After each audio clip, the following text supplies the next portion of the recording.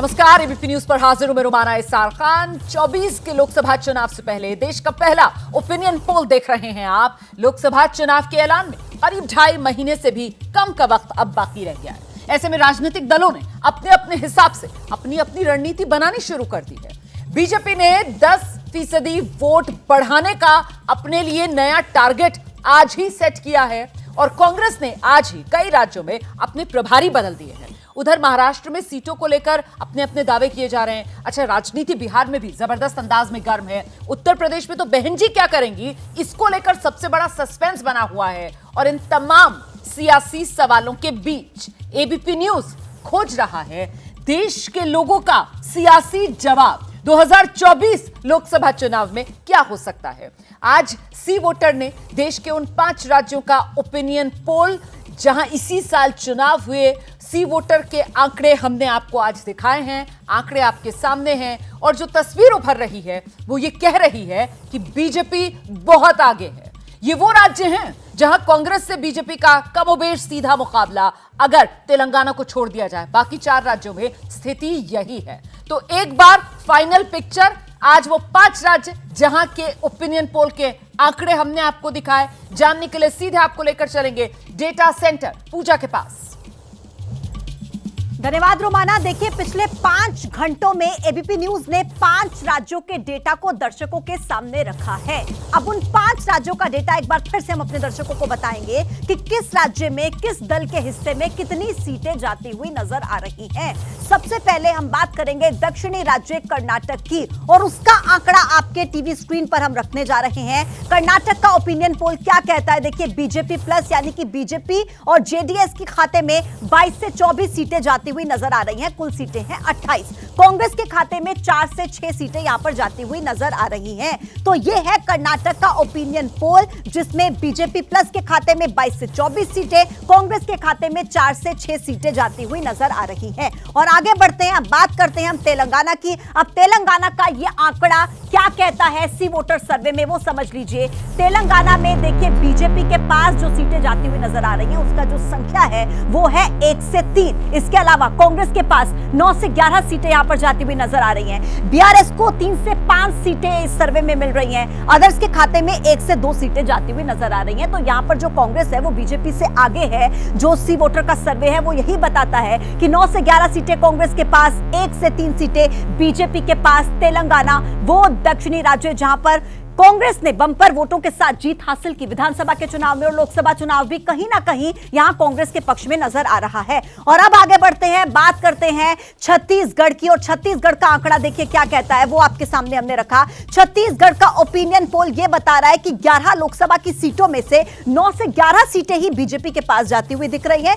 महज 0 से 2 सीट हो सकता है कि कांग्रेस के खाते में आए। यह ओपिनियन पोल का जो सर्वे है वो बताता है कुल 11 सीटें, और यहां पर 11 की 11 सीटें, 9 से 11 सीटें जो है वो बीजेपी के पास जाती हुई नजर आ रही हैं छत्तीसगढ़ के ओपिनियन पोल में। आगे बढ़ेंगे, अगली बात करेंगे राजस्थान की। और राजस्थान का आंकड़ा ये आपको बताएं कि क्या कहता है। राजस्थान में बीजेपी के पास कितनी सीटें जाती नजर आ रही हैं, कांग्रेस के पास कितनी सीटें जाती हुई नजर आ रही हैं, वो आप इस आंकड़े के माध्यम से समझिए। ओपिनियन पोल का आंकड़ा ये बताता है कि यहां पर बीजेपी के पास 23 से 25 सीटें जाती हुई नजर आ रही हैं। कुल लोकसभा की सीटें 25 हैं और 23 से 25 सीटें बीजेपी के खाते में यहां पर जाती हुई नजर आ रही हैं। कांग्रेस के खाते में महज 0 से 2 सीट लोकसभा चुनाव में जा सकती है। कुल सीटें 25 और 22 से 25 सीटें, 23 से 25 सीटें जो है वो बीजेपी के खाते में यहां पर जाती हुई नजर आ रही हैं। अब मध्य प्रदेश का आंकड़ा क्या कहता है, आइए वो भी समझते हैं। मध्य प्रदेश का डेटा देखिए, यह कहता है कि बीजेपी के पास यहां पर 9 से 11 सीटें जा सकती हैं,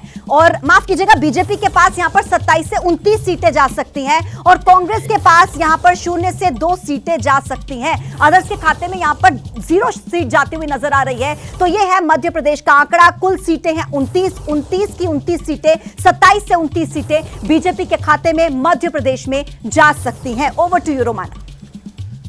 तो ये पूरी तस्वीर 5 राज्यों की 110 लोकसभा सीटों की। और देखिए जरा ऊपर की तरफ जो टैली आपको नजर आ रही है, इन 110 सीटों के ब्रेकअप में बीजेपी प्लस के खाते में 82 से 92 सीटें जाती हुई नजर आ रही है, कांग्रेस 13 से 23। और ऐसे में जो बड़ी तस्वीर उभर रही है, तेलंगाना में कांग्रेस पिछली बार से काफी बेहतर कर रही है, अन्य राज्यों में बीजेपी शानदार प्रदर्शन करती हुई नजर आ रही है। छत्तीसगढ़ में बीजेपी 2019 से बेहतर कर सकती है, मध्य प्रदेश में भी बीजेपी 2019 से बेहतर कर सकती है, राजस्थान में बीजेपी का प्रदर्शन 2019 की तरह रह सकता है, क्योंकि पिछली बार 2019 में भी राजस्थान की सभी 25 की 25 सीटें जो हैं वो बीजेपी के खाते में गई थी। तो कुल मिलाकर ये बड़ी तस्वीर जो आज 5 राज्यों से जो ओपिनियन पोल के आंकड़े आए हैं उससे सामने आ रही है। इसी पर चर्चा करेंगे। आपका परिचय करा देते हैं, खास मेहमानों का पैनल इस वक्त जो हमारे साथ मौजूद है।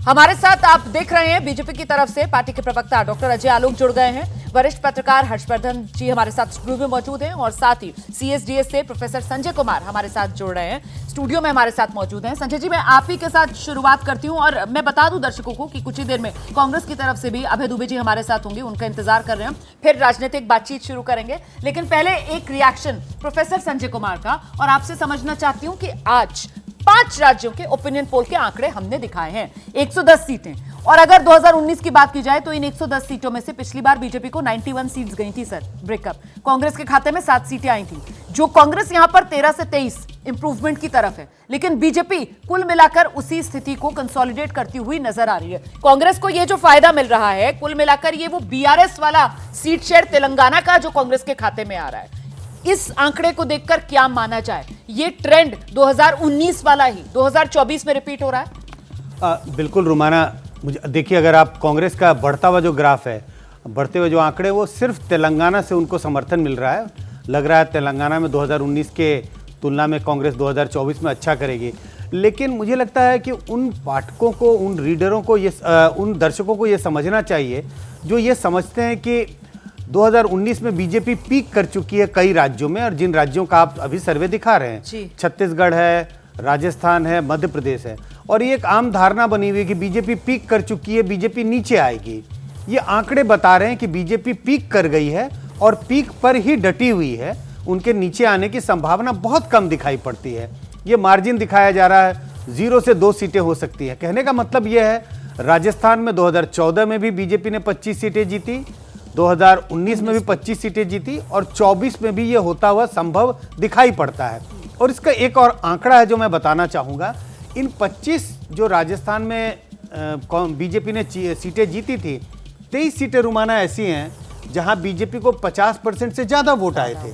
तो ऐसी स्थिति में सचमुच बीजेपी को हरा पाना तो आसान नहीं है। तो ये सारे आंकड़े यही बता रहे हैं, बीजेपी का जो दबदबा 2019 में था वो आज भी हमें बरकरार दिखाई पड़ता है। सर, आपने ना जिस बात से शुरुआत की वो बहुत महत्वपूर्ण बात है, क्योंकि ये वाकई में एक सवाल कहा जाता है कि साहब ये तो ऑलरेडी पीक कर चुकी है ना बीजेपी, अब और कहां जाएगी? अब आप छत्तीसगढ़ का भी आंकड़ा देखिए, क्योंकि राजस्थान के संदर्भ में प्रोफेसर संजय कुमार ने यहां पर आपको जानकारी दी। छत्तीसगढ़ देखिए, छत्तीसगढ़ में जहां पर कुल 11 लोकसभा की सीटें हैं, पिछली बार बीजेपी को 9 सीटें मिली थी, और इस बार ओपिनियन पोल का आंकड़ा ये बता रहा है कि साहब वोट शेयर जो है बीजेपी का छत्तीसगढ़ में वो कांग्रेस के मुकाबले 18% ज्यादा रहेगा। मतलब बीजेपी का वोट शेयर 55% पर और कांग्रेस का वोट शेयर 37% पर रहेगा। तो मतलब वो गुंजाइश इस पीक की, जिसको कहा जाता है 2019 में बीजेपी ने हासिल किया, वहां पर और बीजेपी के लिए बनती हुई। तो फिर तो अभय दुबे जी अब की बार 400 पार, मतलब इसमें शक शुभा गुंजाइश क्या माना जाए, कहां नजर आती है सर? रोमाना जी, मुंगेरी लाल के हसीन सपने हैं ये। भारतीय जनता पार्टी को अगर आप देखेंगे तो 10 प्रांत जहां पर संजय जी कह रहे थे वो पीक कर चुके हैं, उसमें डबल डिजिट पर भारतीय जनता पार्टी है। मध्य प्रदेश का मैं एक और बात बता दूं, पिछली बार भी 58% वोट शेयर था, लेकिन अभी जो असेंबली के इलेक्शन हुए हैं, जिसके कारण आप भारतीय जनता पार्टी को एज बता रहे हैं और परफॉर्मेंस वही रहने वाला बता रहे हैं, तो 8 सीटें ऐसी है लोकसभा की, मैंने लोकसभा के क्षेत्र का असेंबली के आधार पर मूल्यांकन किया, जहां पर धार है, मुरैना है, भिंड है, ग्वालियर है, मंडला है, छिंदवाड़ा है, खरगोन है, वहां पर हमारा एज है। वहां पर अगर लोकसभा के चुनाव के दृष्टिगत देखेंगे तो कहीं 19,000 वोट से, कहीं 23,000 वोट से, कहीं 97,000 वोट से, कहीं 16,000 वोट से कांग्रेस पार्टी को जीत मिली है। और आदिवासी बहुल क्षेत्र में हमको 22 सीटें मिली है इस बार। और ये एक सेंटिमेंट है कि जिस प्रकार भीषणतम बेरोजगारी है, महंगाई है, और जो राग अलापा गया था ना इन प्रांतों में भी कि मोदी की गारंटी, अभी जब हम चर्चा कर रहे हैं तो मध्य प्रदेश में धान खरीदा जा रहा है 2183 रुपए में, और मोदी जी कह के गए थे मुझे जिताओ 3100 रुपए दूंगा, इनकार कर दिया साफ। पहले जीत लिया, उसके बाद साफ इनकार कर दिया। 9 लाख मेट्रिक टन किसानों का धान बिक चुका है, 50 लाख मेट्रिक टन बिकेगा। अगर मोदी जी ये कार्यक्रम देख रहे हैं तो मोदी जी, भारतीय जनता पार्टी की जीत झूठ की गारंटी नहीं हो सकती। ठीक है सर, आप जो बात कर रहे हैं मैं जल्दी से डॉक्टर अजय आलोक से जवाब ले लेती हूँ। मुझे नहीं पता सर आप कौन से सेंटीमेंट की बात कर रहे हैं, क्योंकि अभी जो विधानसभा चुनाव के नतीजा है उसने बताया कैसे जो कहा जा रहा था एंटी इनकम्बेंसी, बीजेपी राज से उकताहट, मध्य प्रदेश की बात कर रही हूँ, उस सबको धता बताते हुए बीजेपी ने 160 से ज्यादा सीटें हासिल की। और पिछली बार आप देख लीजिए 2018 में मध्य प्रदेश जीती थी कांग्रेस, लेकिन 2019 लोकसभा चुनाव में सिर्फ एक सीट मिली थी छिंदवाड़ा वाली। खैर, आप जो सवाल उठा रहे हैं डॉक्टर अजय आलोक, आइए। रोमाना जी, आपने अब तो नहीं चलते हैं, अजमेरी गेट पे तांगे देखे थे? वो घोड़ा जुता हुआ था, पीछे पे 4 लोग बैठ जाते थे, आपने देखा होगा। हम लोग तो उसी जनरेशन घोड़े के वो दोनों तरफ जो आंखों पर लगा रहता था, हाँ, मुझे लग रहा था वहीं आएंगे आप। बिल्कुल बिल्कुल बिल्कुल। और उसके साथ साथ एक हरा चश्मा पहना के घोड़े को सूखी घास खिलाई जाती थी ताकि घोड़ा समझे कि हरी घास है, और घोड़ा चुपचाप खा जाता था। तो ये जितने कांग्रेस के लोग हैं, इनको गांधी परिवार का चश्मा लगा हुआ है, सूखी घास को भी हरी समझ के खा लेते हैं। एक लाइटर नोट पर बात लगा हुआ ऐसे करके तो चलना उसी राह में जहां परिवार। बस वो बात पूरी कर ले, फिर आप लाइटर नोट पे अरे मैं खत्म कर दूं। अभय जी अभी तो शुरू किया मैंने, आप उछल गए। नहीं अजय आलोक जी, गधों को नहीं लगाया। बोलिए बोलिए। घोड़ों को तो लगता है, लेकिन गधों को वो फ्लैप्स नहीं लगता। सही बात है, गधों, सही बात है, गधों को नहीं लगाया जाता। हम राजनीति के गधे हैं, हम जुटते हैं, हम खपते हैं, हम इस देश के लिए खपते हैं। हमें मार मार के हंटर काम करवाया जाता है, 18 घंटे काम करते हैं, 22 साल में एक दिन छुट्टी नहीं लेते हैं। हम राजनीति के गधे हैं और आप अरबी घोड़े हैं, और अरबी घोड़ों का इस देश में स्वागत अब नहीं होगा। इटली के घोड़ों का स्वागत नहीं होगा भाई साहब। इंसानियत हम में है, हम इंसान बेहतर है। हम और अभय जी, अब आप बीच में नहीं, अभय जी अब आप मित्र हैं। अभय जी आपने लाइटर नोट पे भी सब कुछ कह दिया। अभय जी प्लीज अब सुनना पड़ेगा, अब डॉक्टर अजय आलोक को सुनना पड़ेगा सर। दोबारा आपके पास आऊंगी, आइए डॉक्टर अजय आलोक। अभय जी देखिए, हम और आप छत्तीसगढ़ के डिबेट पे बैठे थे, आपको याद होगा। मैंने कहा था कि हम लोग यहाँ पे अपनी सरकार बनाने जा रहे हैं। एक एग्जिट पोल में हर्षवर्धन जी बैठे हुए हैं, वो भी मेरा समर्थन नहीं किए थे कि नहीं छत्तीसगढ़ मुझे नहीं लगता है। रोमाना जी आप भी थी, अलग अलग चैनल्स पे बात हो। मैंने कहा कि सरकार बनेगी, और सरकार बनी, 54 से सरकार बनी। मध्य प्रदेश जानते हैं 163 हमें क्यों आया, ये अभूतपूर्व मेजोरिटी क्यों आई? क्योंकि कमलनाथ जी की 11 महीने की सरकार रह गई थी। वहां पे लोगों ने देखा कि सीएम हाउस से नोटों से भरे सूटकेस कैसे निकलते थे। ये परसेप्शन है।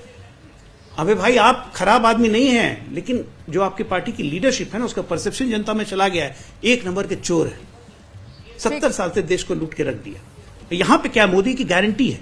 मोदी की गारंटी पे मोहर है। क्या चीज की गारंटी है? देश को विकसित बनाने की गारंटी है।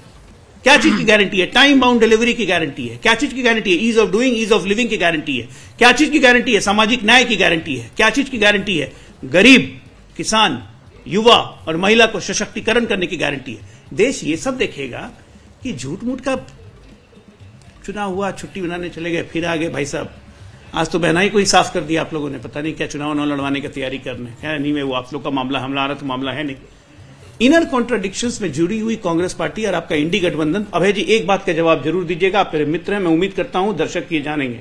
डीएमके गठबंधन जिसने आज बिहार और यूपी के लोगों को कहा कि वो टॉयलेट साफ करने के लिए, ये हिंदी भाषी टॉयलेट साफ करने के लिए तमिलनाडु आते हैं और सड़क बनाने के लिए आते हैं, क्या डीएमके आपके इंडी गठबंधन का अलायंस का हिस्सा रहेगी या नहीं?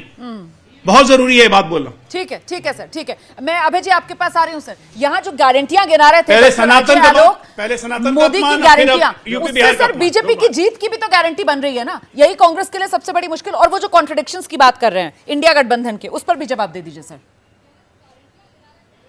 देखिए रोमाना जी, पहली बात तो पहले से 10वें नंबर तक सब चोर हैं ये, और चोर ही नहीं, जितने देश भर के चोर हैं सबकी सरपरस्ती इनके पास है। वह जो पार्टी, राजनीतिक दल किसानों की आमदनी 27 रुपए कर दे और अडानी जी को 1600 करोड़ रुपए रोज कमवाए, वो दूसरों को आंख नहीं दिखा सकते। अब बात रही सैद्धांतिक विषयों की। हाँ, मध्य प्रदेश छत्तीसगढ़ में हम चुनाव हारे, लेकिन उसका एकमात्र कारण थी वो लाडली बहना योजना, क्योंकि वो एक बहुत टेम्परेरी फिनोमिना था। अब 82 लाख परिवार मध्य प्रदेश छत्तीसगढ़ में कौन सा लाडली योजना थी? 82 लाख। 20 मैं उसका भी जवाब दे रहा हूं, उसका भी जवाब दूंगा। आप सोचिए 20 साल से ये लोग राज कर रहे हैं, और ये बात मैं नहीं कह रहा हूं, ये मोदी जी ने कही है, उनकी सरकार ने कही है कि जो देश में सबसे गरीब प्रांतों में से एक है वो मध्य प्रदेश है। उन परिवारों में अगर 1.25 करोड़ महिलाओं के खाते में 1250 रुपए पहुंचते हैं तो उसका टेम्परेरी प्रभाव पड़ा। हमने छत्तीसगढ़ में भी ये संदेश देने की कोशिश की थी कि महातारी योजना, इसमें कोई संदेह नहीं, भारतीय जनता पार्टी ने घर घर जाकर वहां फॉर्म भरवाए और वहां मैसेज दिया कि जैसे मध्य प्रदेश में ट्रांसफर हो रहा है वो होगा, और मीडिया ने भी ये रिपोर्ट किया था कि वहां उसका बहुत फर्क पड़ेगा। लेकिन आज क्या हो रहा है? राजस्थान में क्या हुआ? प्रचंड बहुमत से जिताइए, हम 3000 रुपए देंगे। दिए क्या? इनकार कर दिया साहब। घोषणा पत्र में से इन्होंने अंतिम मौके पर निकाल दिया, होर्डिंग लगाए पूरे प्रदेश भर में। क्या वो महिलाएं नहीं देख रही यार? आज क्या देश नहीं देख रहा? मेरे प्रधानमंत्री जी मर्माहत थे, रोमाना जी कहां लगे? राजस्थान में क्या हुआ? रात भर करवटें बदलते रहे। सर, लेकिन सवाल ये है ना, आप यहाँ पर इन योजनाओं का जिक्र कर रहे हैं, इन योजनाओं में कांग्रेस कहां पीछे थी? आप लोगों की तरफ से वादा नहीं किया जा रहा था कि अगर सत्ता में आ जाएंगे तो हम महिलाओं को कितना पैसा देंगे? सवाल यहाँ पर जनता के भरोसे का है, और जनता जो है वो भरोसा बीजेपी पर कर रही है। सर, चुनाव दर चुनाव ये सिलसिला हम आगे बढ़ते हुए देख रहे हैं। जल्दी से एक रिएक्शन हर्षवर्धन जी का लेते हैं, हम स्टूडियो में हमारे साथ मौजूद हैं। अब की बार 400 पार, वो जो कार्यकर्ता बीजेपी के जोश में नारे लगा रहे थे, आपको लगता है ओपिनियन पोल का ये सिलसिला आज हमने शुरू किया है, कल भी दिखाएंगे, परसों भी दिखाएंगे, ये उस दिशा में बढ़ रहा है? नहीं रोमाना, मैं 400 पार वाले नारे से तो अभी भी सहमत नहीं हूँ। हालांकि अजय आलोक जी ने कहा था, हम कह रहे थे छत्तीसगढ़ में बीजेपी बढ़ तो रही है लेकिन शायद भूपेश बघेल सरकार बना लेंगे, और अजय आलोक जी ने कहा था कि आपकी जेब ढीली कराएंगे तो मेरे ऊपर बकाया है, मैं उनको पार्टी दूंगा क्योंकि छत्तीसगढ़ जीत गए हो। लेकिन 400 पार का नारा अगर आज वो इस तरह से लोगों के सामने समझ में आ रहा है तो आप जरा कल्पना कीजिए, 160 से 180 वाली कही जाने वाली पार्टी 272 पार कर गई तो कहा पीक कर गए, 303 पा गई तो कहा भारतीय जनता पार्टी अब इससे आगे जाएगी कहां? ये तो हिंदी पट्टी के आगे की पार्टी ही नहीं है। और अब हिंदी पट्टी के लोगों को जिस तरह से गोमूत्र राज्य, सफाई कर्मचारी, और कमाल की बात ये, देश की सबसे पुरानी राष्ट्रीय पार्टी इस पर प्रतिक्रिया नहीं दे रही, वो बोलने को तैयार नहीं।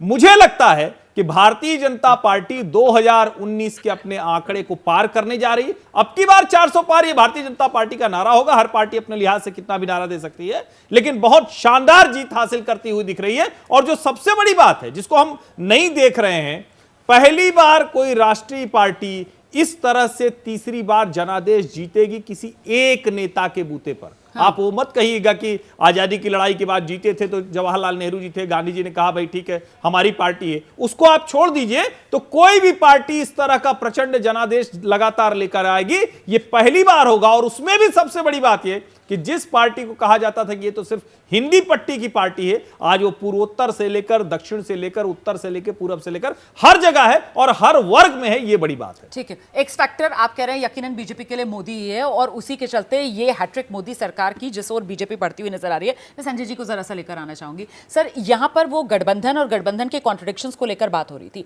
ऐसे में ये कहा जा रहा था कि साहब अगर इंडिया गठबंधन को, बीजेपी को काउंटर करना है तो सबसे जरूरी तो कांग्रेस को अपना स्ट्राइक रेट बढ़ाना होगा ना, उन सीटों पर जहां सीधी लड़ाई कांग्रेस और बीजेपी की है। और आज ये राज्य और यहां पर 4 ऐसे राज्य जहां सीधा बीजेपी और कांग्रेस का मुकाबला, तो बीजेपी के सामने तो कांग्रेस का स्ट्राइक रेट नहीं बढ़ पा रहा है। हाँ बिल्कुल रुमाना, अगर आप ओपिनियन पोल के अनुमान को देखें तो बिल्कुल साफ दिखाई पड़ रहा है। ये ज़रूर है कि जो तमाम लगभग जो 200 सीटें हैं जहां बीजेपी और कांग्रेस का सीधा सीधा मुकाबला है, उनमें से कुछ राज्यों का ओपिनियन पोल आज आप दिखा रही हैं, और ये बहुत साफ दिख रहा है कि कांग्रेस जरा भी बढ़त लेती हुई दिखाई नहीं पड़ रही है। यह अनुमान है 0 से 2 सीटें, वो हो सकता है 0 ही हो जाए और ज़्यादा से ज़्यादा 2 सीटें जीत जाएं। तो चाहे वो मध्य प्रदेश हो, राजस्थान हो, छत्तीसगढ़ हो, और ऐसे तमाम हिंदी भाषी और राज्य हैं जहां पर कर्नाटक भी, जहां आमने सामने बीजेपी और कांग्रेस है, वहां आमने सामने जहां बीजेपी और कांग्रेस है, इन तमाम राज्यों में कांग्रेस थोड़ा भी अच्छा करता हुआ दिखाई नहीं दे रही है। एक ही राज्य है जिन राज्यों की चर्चा आज आपने की, तेलंगाना, और तेलंगाना में बीजेपी बहुत कमजोर पार्टी अभी दिखाई पड़ती है। कम से कम अभी जो हाल ही के विधानसभा के चुनाव हुए हैं उसके नजरिए देखें तो तेलंगाना में बीजेपी मजबूत नहीं है। ठीक है। इसी कारण कांग्रेस बीआरएस को उन्होंने भी हराया असेंबली इलेक्शन में, और ओपिनियन पोल के अनुमान ये बताते हैं कि कांग्रेस एक ही राज्य है जहां पर वो बीजेपी पर बढ़त बना रही है। बिल्कुल। तो अभय जी, ऐसे तो इंडिया गठबंधन में भी कांग्रेस जो है वो कमजोर कड़ी के तौर पर उभरेगी सर, यहां तो गठबंधन में भी मुश्किल होगी। देखिए रोमाना जी, ये सर्वे आपने जब किया है जब हमारी सीट शेयरिंग नहीं हुई है एक बार जी। अगर सीट शेयरिंग होती तो उसका दो प्रांतों में तो बहुत ज्यादा प्रभाव पड़ेगा, एक है महाराष्ट्र और एक है बिहार, जहां पर 23 और 17 सीटें भारतीय जनता पार्टी। अभय जी, आज जिन 5 भारतीय राज्यों की जनता मैं बात पार्टी। कर रही हूं, वैसे यहां पर कोई सीट शेयरिंग का मामला अटक नहीं रहा है, क्योंकि मध्य प्रदेश है, राजस्थान है, छत्तीसगढ़ है, नहीं। तेलंगाना है और कर्नाटक है सर। जी आ जाइए। कर्नाटक में तो ऑलरेडी जेडीएस और बीजेपी का गठबंधन हो ही चुका है सर, एनडीए में आ गया है जेडीएस। जी नहीं ठीक, देखिए अब जेडीएस का अगर गठबंधन भी हुआ है तो बहुत प्रासंगिकता उसकी नहीं, 25 सीटें थी कर्नाटका में। ठीक है। आपको क्या लगता है जो स्कीम्स हमने वहां महिलाओं के खाते में पैसे ट्रांसफर हो रहे हैं, 16 करोड़ महिलाएं मुफ्त में यात्रा कर चुकी बीते 2-3 महीनों में कर्नाटका में, वहां राशन पहुंचाया जा रहा है जिसको भारतीय जनता पार्टी ने बाधा पहुंचाई थी। तो कर्नाटका में भारतीय जनता पार्टी की 15 से 17 सीटें लिख कर रखिएगा, कम होगी। और जो बिहार, महाराष्ट्र और उत्तर प्रदेश को भी विशेष रूप से याद कीजिएगा, अगर 70 से 80 सीटें इन हिंदी प्रांतों में कम हो गई भारतीय जनता पार्टी की तो फिर सरकार बनाना असंभव ही होगा, क्योंकि मोदी जी का नेतृत्व, अटल बिहारी वाजपेयी जी अलग थे, उनकी एक चलिए, तो अच्छा है कम से कम आपने इतना तो माना कि कमजोर है कांग्रेस, और आपने इतना तो माना कि कांग्रेस पूरी तरीके से अपने सहयोगियों के सहारे है, मतलब अपने दम पर कांग्रेस कुछ खास नहीं कर पा रही। आप कह रहे हैं कि इंतजार कीजिए। बिल्कुल सर, मैं दर्शकों को बता भी दूं कि कल बिहार, मध्य प्रदेश और यूपी के आंकड़े कल दिखाएंगे, हम ओपिनियन पोल के आंकड़े दिखाएंगे। नहीं सर, प्रवक्ता की तरह क्या, मैं सिर्फ आप जो बात कह रहे हैं उसी को दोहरा रही हूं। 8 सीटें तो ठीक है। 8 सीटें तो डेटा के साथ प्रूव किया कि हम जीतेंगे। Okay sir, okay. आइए डॉक्टर अजय आलोक, आइए। रोमाना जी, अभी आपने देखा ना कि वो चश्मे का इफेक्ट क्या होता है। महाराष्ट्र बिहार का सर्वे भी नहीं आया, महाराष्ट्र बिहार पे बात करने लगे, 5 राज्यों का सर्वे आया उस पर बात नहीं कर रहे। आज फिर एक प्रेडिक्शन देता हूं, हर्षवर्धन जी से फिर एक शर्त लगा रहा हूं, आप हमें 1 से 3 तेलंगाना में दे रही हैं, हम 7 से 10 के बीच में तेलंगाना में रहेंगे, हर हालत में रहेंगे। आप ये देखिए कि हम पिछली बार एक विधानसभा सीट जीते थे, हमारे पास 4% वोट था। 2019 में हम 4 लोकसभा जीते, हमारे पास 8% वोट आया। आज की तारीख में हमारे पास 14% वोट है, 8 विधानसभा सीट है, और ये टेम्पो बढ़ेगा, ये टेम्पो घटता नहीं है। राजनीति और चुनाव का एक विश्लेषण सब विश्लेषक मानते हैं कि एक बार जो बढ़ना शुरू करता है ना, वो घटता नहीं है, वो बढ़ते ही चला जाता है, बाकी सबको समेट लेता है। ठीक तो है, कांग्रेस को हम लोग समेट लेंगे इस बार। ठीक है। और कर्नाटका का अगर जहां तक आप बात कर रही हैं, 6% वोट इनको मुस्लिम तुष्टीकरण के कारण कर्नाटका में हमसे ज्यादा मिल गया, हमारा वोट शेयर विधानसभा में कम नहीं हुआ। और जेडीएस का वर्स्ट प्रदर्शन रहा था, तभी जेडीएस 13.8 थी, तो 36 और 13.8 जरा मिला दीजिए तो 50% है। ये स्विंग बढ़ेगा ही, घटने वाला नहीं है। मुझे लगता है जरा जल्दी से दोनों एक्सपर्ट से एक एक रिएक्शन लेते हैं। सर, जिस बात का जिक्र यहाँ पर डॉक्टर अजय आलोक कर रहे हैं, अगर सब कुछ नॉर्मल पेस पर चलता है तो आपको लगता है कि वाकई में जो ट्रेंड दिख रहा है वो और कंसोलिडेट होकर और ऊपर की तरफ जाएगा, जिसका ग्राफ ऊपर बढ़ रहा है पार्टी का? बिल्कुल, जिस बात का जिक्र अजय आलोक कर रहे हैं कि एक बार जो ट्रेंड अगर अपवर्ड ट्रेंड दिखता है तो आमूमन ये देखा गया वो अपवर्ड ट्रेंड ही रहता है। चुनाव नजदीक आते हैं। नजदीक, जितना चुनाव नजदीक आता जाता है उतना ऊपर ही जाता है। सिर्फ इसमें एक इफ है जिसका जिक्र अभय जी कर रहे हैं कि अगर गठबंधन आगे बढ़ा ठीक से, और ठीक से बढ़ने का मतलब है सीट शेयरिंग का, अगर सीट शेयरिंग अरेंजमेंट कर पाए तब ये जो कह रहे हैं बढ़ता हुआ ऊपर ग्राफ जो जा रहा है हो शायद वो प्लेटियो हो जाए, वो स्टेबल हो जाए। लेकिन अगर सीटों का बंटवारा नहीं हुआ तो ये ग्राफ जो है वो ऊपर ही जाएगा, नीचे आने की कोई गुंजाइश नहीं। हर्षवर्धन जी, सिर्फ 30 सेकंड सर, 30 देखिए, सेकंड। मुझे लगता है कि उत्तर प्रदेश में 2019 से बड़ा गठजोड़ अब नहीं हो सकता है। ठीक है। और 62+2 64 रह गई थी। असली मुश्किल क्या है, कांग्रेस के नेता जिस तरह से मतदाताओं के लिए कहते हैं, वो ऐसे कह रहे हैं जैसे सब कुछ भ्रम में हो रहा है। ऐसे कह रहे हैं अच्छा ठीक है, थोड़ा सा सीटें घट जाए तो फिर मिलीजुली सरकार बनाएंगे। ये भारतीय जनता पार्टी के भरोसे को और मजबूत करती है, और मुझे आज की तारीख में बहुत आसानी से भारतीय जनता पार्टी 19 से बेहतर करती दिख रही है। बहुत बहुत शुक्रिया आप सभी का हमारे साथ जुड़ने के लिए। तो कुल मिलाकर 5 राज्यों की ये तस्वीर, ओपिनियन पोल का आंकड़ा आपने आज हमारे साथ देखा। अन्य 5 बड़े राज्य, और उसमें वो राज्य भी जिसके लिए माना जाता है कि दिल्ली की सत्ता उसी राज्य से होकर गुजरती है। जी, मैं यूपी का जिक्र कर रही हूं। उनके आंकड़े ओपिनियन पोल के कल शाम 4 बजे से लगातार एबीपी न्यूज आपके लिए लेकर आएगा।